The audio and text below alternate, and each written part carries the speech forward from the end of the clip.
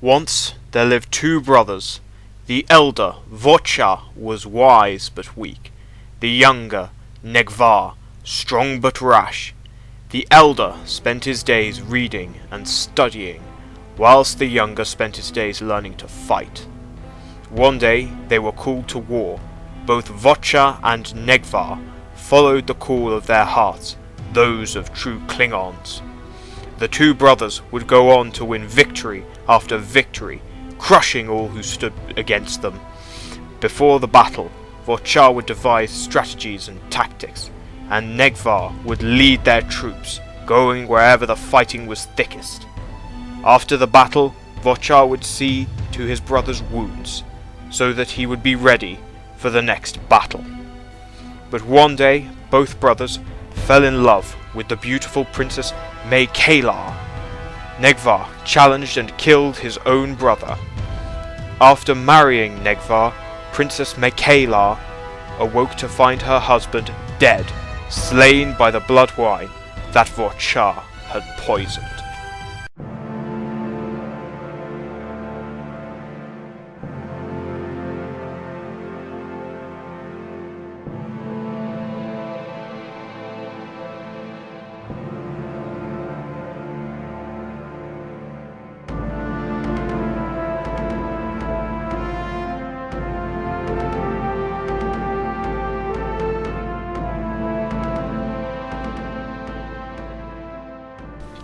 The tale of Vor'cha and Negh'var is one of the brotherly bond, an example of how trust between brothers is a paramount virtue in Klingon society, but also a cautionary tale of how such a bond can be threatened by the love of a woman.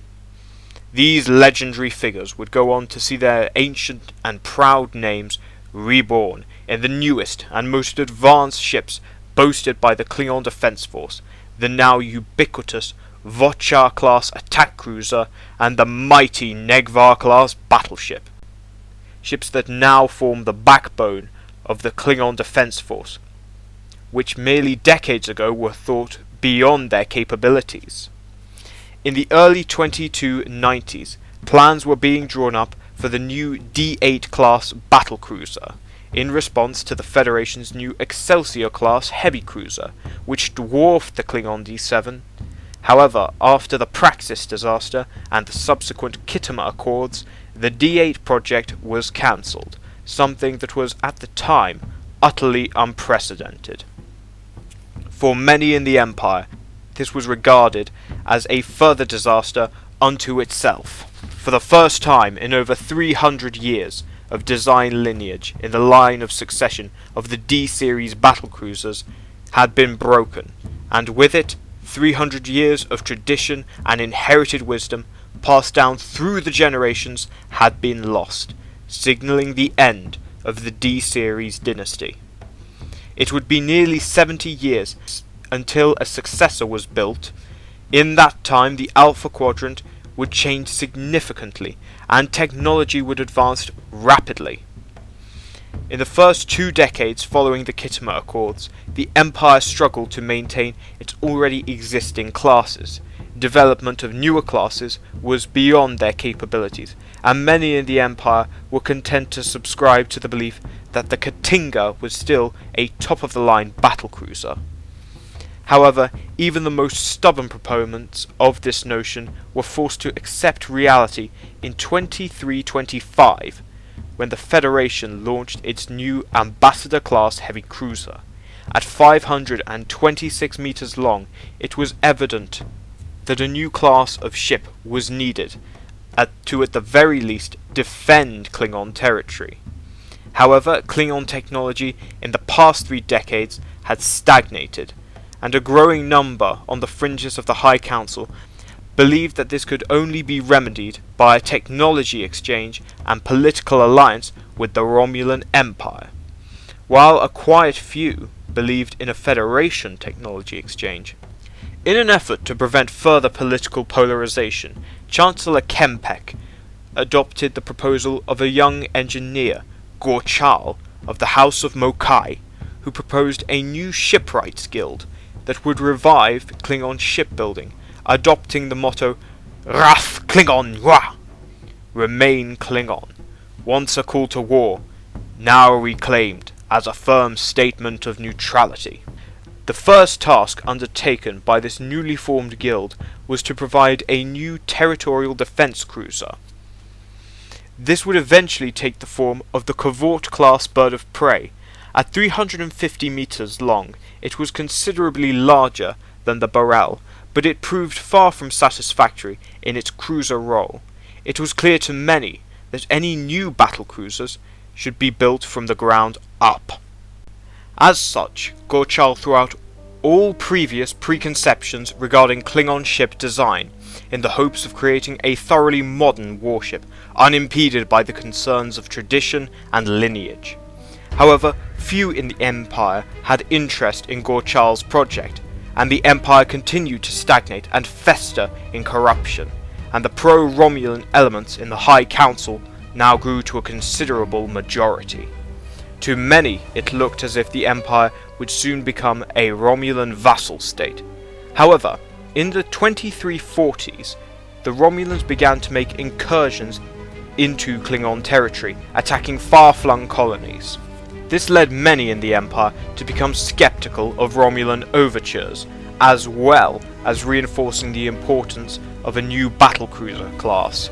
And in 2344, a Federation ship, the USS Enterprise C, was witnessed defending the colony of Narendra III to the death against the Romulan attack. The valiant sacrifice of the Enterprise and her crew served to cement the trust in the Federation as a worthy and honourable ally, and pushing more pro-Romulan elements back to the fringes. This led in 2348 to the signing of a treaty of alliance between the Federation and the Klingons. This would include a technology exchange, amongst which were industrial replicators and most famously the iconic Buzzard ram scoops used on Federation ships for generations. Chancellor Kempek was strongly in favour of adding the ram scoops to the new design. However, Vor'cha was sceptical, feeling that doing so would compromise the Klingon identity of the design. However, Kempek was able to convince him by reminding him of the old shipwright's proverb, Qua no lo bashwe. It is not metal, but man which gives a ship life. The Chancellor also persuaded Vor'cha that the ship should be modular in design, so as to make the best use of industrial replicators. Vor'cha soon found that the new ram scoops were extremely advantageous, increasing the cruising range by up to 50%.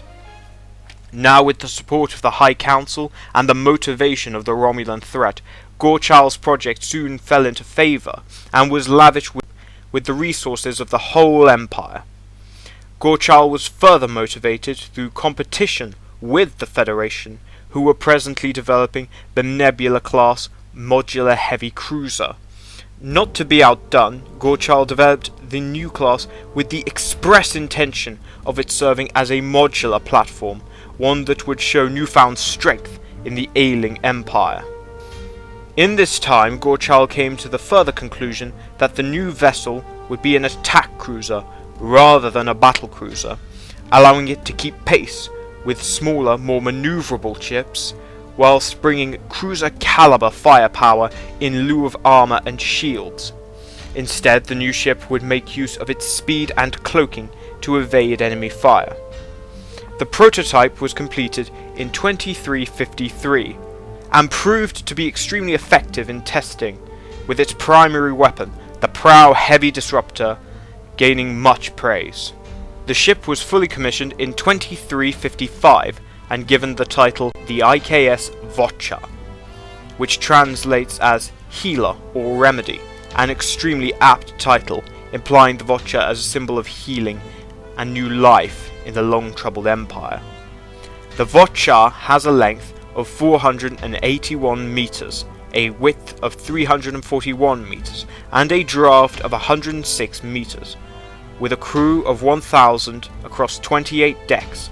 With a further capacity of up to 900 troops, the Vor'cha is able to reach speeds of up to warp 9.5. Her armament consists of 18 disruptors and 2 torpedo launchers. This is further supplemented by the prow and dorsal module options. The prow may be fitted with a heavy disruptor, torpedo, or sensor module, while the dorsal modules include a cargo module, communications module, or fighter module. The most popular module was the disruptor unit, which proved to be both versatile and powerful, able to destroy an unshielded ship with a single shot, as well as being capable of rapid fire against more fast-moving targets. The Vor'cha would be followed in 2356 by the first batch of sister ships, consisting of the Vor'cha and the Dorvana. However, it would be over a decade until the Vor'cha would become a mainstay of the Klingon fleet. However, in 2357, the Federation launched the first of their new Galaxy-class ships. At over 600 meters long, it utterly outclassed the Vor'cha, and many saw the Galaxy-class as the new benchmark to surpass in starship design. No sooner had Gorchal laid down pen and paper, only to pick it up once again. The Guild agreed that the next ship should be a battleship. However, the initiative saw little support, as such an undertaking would be incredibly expensive for a single house, and Chancellor Kempek was more interested in drinking and whoring away his last years.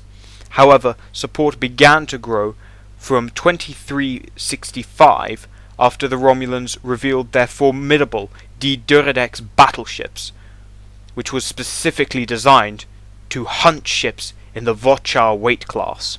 Ultimately, the key event which ignited interest in the new battleship was the Klingon Civil War of 2367. In the aftermath, the new Chancellor Gowron demanded a flagship so powerful as to keep the other houses in check, as well as project military parity with the Federation and Romulans. Yet by this time Gorchal was approaching retirement, and so partnered with an apprentice, Kurak of the House of Dagor. A staunch traditionalist, her influence in the battleship is extremely visible, recalling the shapes of ancient ancestral flagships in the early 21st century. However, the battleship bears a close resemblance to the Vor'cha, using many of the same parts and building techniques. Yet it would bear the distinction of being one of the few Klingon starships to mount 4 nacelles in order to improve its range. The prototype would also be distinguished by being equipped with a pair of underslung heavy siege disruptors, which were hitherto unseen on a starship and continued to be a rare sight long after. Due to the support of Gowron and the increasingly unstable and uncertain climate of the Alpha Quadrant, the battleship would see rapid development, being developed and constructed within 5 years, a rarity for most Klingon designs. Chancellor Gowron personally seeing to it that the ship was commissioned upon completion. It was naturally named the IKS Negh'var, acknowledging its fraternal links with the Vor'cha. Soon after, the Negh'var would see use as the Chancellor's flagship during the invasion of Cardassia. However, due to it being a prototype, it suffered from numerous maintenance issues and saw limited use. However, it did see use at the Battle of Deep Space Nine, where it would use its siege guns to great effect, breaking the station's shields with a single volley. The Negh'var class has a length of 682 meters, a width of 470 meters, and a draft of 136 meters, spanned by a total of 35 decks. It has a crew of 2,500 and can carry up to 2,700 troops. It is armed with 20 disruptors, 5 torpedo tubes, and may be equipped with a pair of siege disruptors, as well as carrying numerous embarked fighters and gunboats. It is a truly formidable presence on the battlefield. Twinned with the Vor'cha, the Negh'var showed a renewed strength in the Empire, and in the course of the Dominion War, the two brothers would go on to earn their wings and prove their mettle. The Vor'cha served as the primary cruiser of the war and was present at every major engagement. As an attack cruiser, the Vor'cha had the speed and agility to keep pace with smaller attack ships, both friendly and hostile alike. And with its prow disruptor cannon, could obliterate a target with just a few volleys, making it an extremely effective at dispatching Jem'Hadar ships. And while the Vor'cha found fame in its role as a command ship and attack cruiser, blazing through Dominion formations, and overwhelming the antiquated Cardassian cruisers with speed and firepower, the Vor'cha also played a key role as a support ship and command and control vessel, its modular design allowing it to mount sensor and communication modules, making it an effective intelligence gathering and command and control ship. While the Negh'var saw more limited use during the war, with construction, logistics and resources being put towards the Borel and Vor'cha class ships. After Chancellor Martok took power in 2375, he placed an order for further Negh'var battleships, foreseeing the need for a heavier ship for planetary assaults ahead of the invasion of Cardassia. However, the war came to an end before any reached the front. However, the Negh'var herself, as Gowron's flagship, did see use as a command ship and as a rearguard defense, protecting supply lanes from Jem'Hadar raiding parties. After the war, the Negh'var would continue to see construction and development, with the Voudet variant being the most commonly seen post-war, eliminating the underslung heavy disruptors in favour of greater manoeuvrability. Both the Vor'cha and the Negh'var are expected to last well into the 25th century, keeping pace with their Federation and Romulan contemporaries, and are seen as symbols of renewed strength, reaffirming the ancient proverb, Bauth, yet, look, way. It is honour and loyalty, not blood, which binds brothers. For when Vor'cha and Negh'var stood together, no man, no army could stand against them, and against the bond of true brothers at arms.